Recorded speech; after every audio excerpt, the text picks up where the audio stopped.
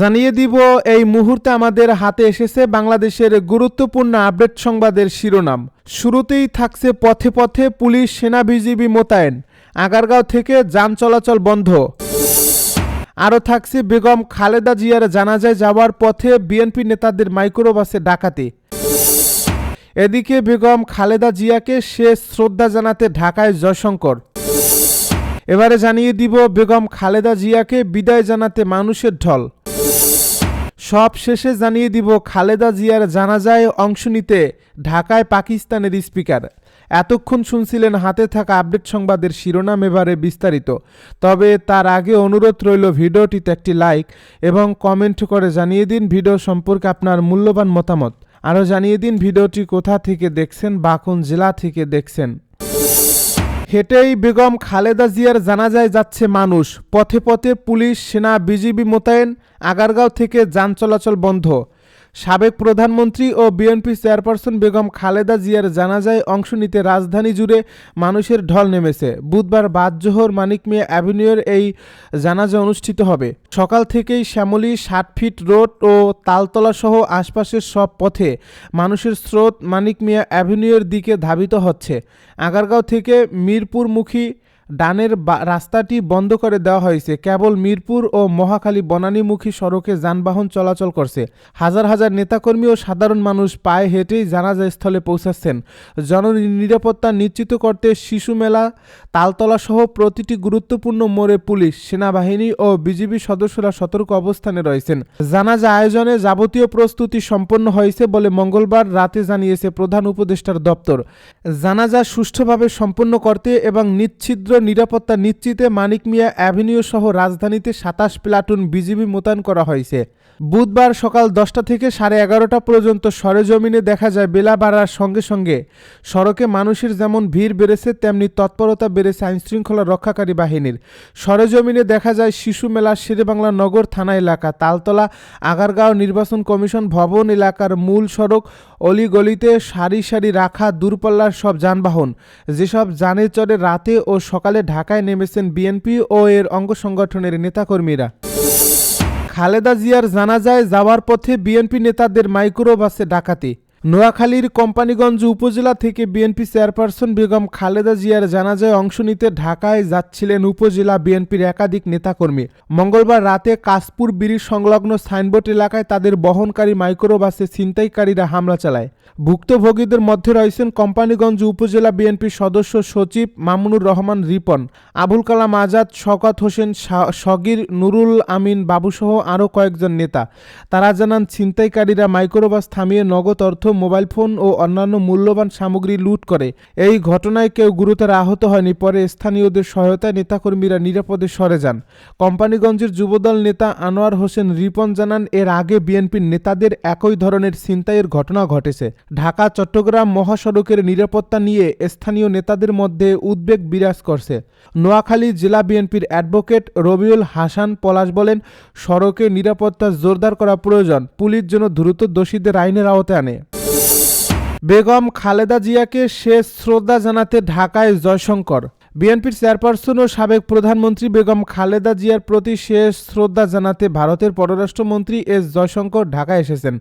আজ বুধবার বেলা 11টার দিকে এস জয়শঙ্কর ভারতীয় বিমান বাহিনীর বিশেষ একটি ফ্লাইটে ঢাকায় এসে পৌঁছান।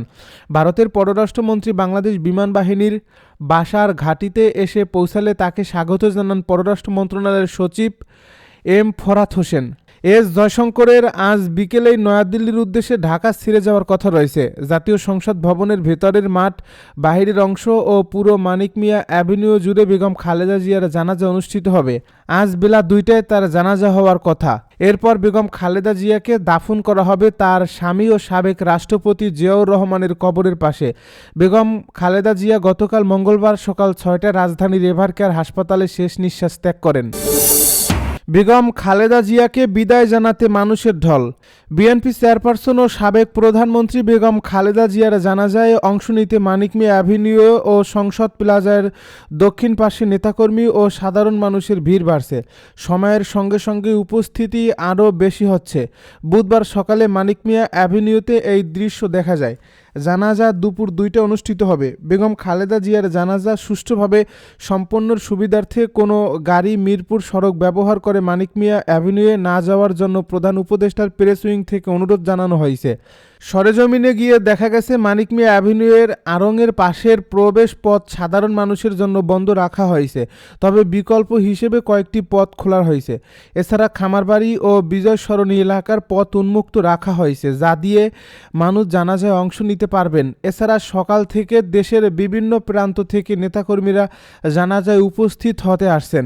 কেউ আবার হাতে দেশের ও দলের পতাকা নিয়ে এসেছেন, আবার কারোর হাতে কালো পতাকা দেখা গেছে। এদিকে বিএনপি চেয়ারপারসন ও সাবেক প্রধানমন্ত্রী বেগম খালেদা জিয়ার মরদেহ গুলশান থেকে জানাজার উদ্দেশ্যে মানিক মিয়া অ্যাভিনিউয়ে নেওয়া হয়েছে। তার মরদেহ বহনকারী জাতীয় পতাকায় মোড়ানো গাড়িটি সংসদ ভবন এলাকায় নেওয়া হয়। বুধবার বেলা 11টার দিকে বেগম খালেদা জিয়াকে বহনকারী গাড়িবহর তারেক রহমানের গুলশান অ্যাভিনিউয়ের 186 নম্বর বাসা থেকে বের হয়। 11:15টার পর গাড়িবহরে মানিক মিয়া অ্যাভিনিউয়ে পৌঁছায়। গাড়িবহরে লাল সবুজ রঙের একটি বাসও রয়েছে। তারেক রহমান, তার স্ত্রী জুবাইদা রহমান, কন্যা জাইমা রহমান, ছোট ভাই আরাফাত রহমান কোকোর স্ত্রী সহ পরিবারের সদস্যরা জানাজা স্থলে আছেন।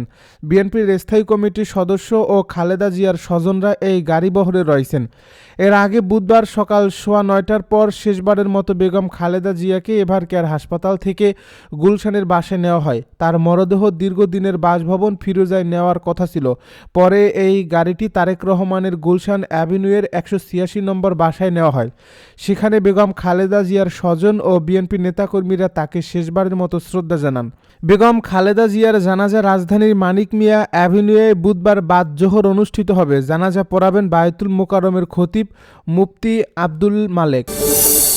খালেদা জিয়ার জানাজায় অংশ নিতে ঢাকায় পাকিস্তানের স্পিকার। বাংলাদেশের সাবেক প্রধানমন্ত্রী ও বিএনপির চেয়ারপারসন বেগম খালেদা জিয়ার জানাজায় অংশ নিতে ঢাকায় এসেছেন পাকিস্তানের পার্লামেন্টের স্পিকার সরদার আইয়াজ সাদিক। বুধবার সকাল 10:45 ঢাকায় পৌঁছান পাকিস্তানের স্পিকার আইয়াজ। ঢাকার পাকিস্তান হাইকমিশনের কাউন্সিলর মোহাম্মদ ফসিহ উল্লাহ খান এই তথ্য নিশ্চিত করেছেন। তিনি জানান, বুধবার সকালে পাকিস্তানের পার্লামেন্টের স্পিকার ঢাকায় এসেছেন।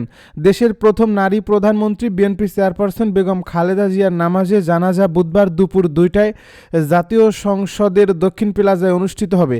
নামাজে জানাজা পড়াবেন জাতীয় মসজিদ বায়তুল মোকাররমের খতিব। জানাজার পর বিকাল 3:30টার দিকে শেরেবাংলা নগরের জিয়া উদ্যানে শহীদ রাষ্ট্রপতি জিয়াউর রহমানের পাশে বেগম খালেদা জিয়াকে সমাহিত করা হবে। এ সময় তার পরিবারের সদস্য, রাষ্ট্রীয় গুরুত্বপূর্ণ ব্যক্তি, সরকারের দায়িত্বপ্রাপ্ত প্রতিনিধি, বিশেষ অতিথি, কূটনীতিক এবং বিএনপি মনোনীত নেতৃবৃন্দ উপস্থিত থাকবেন।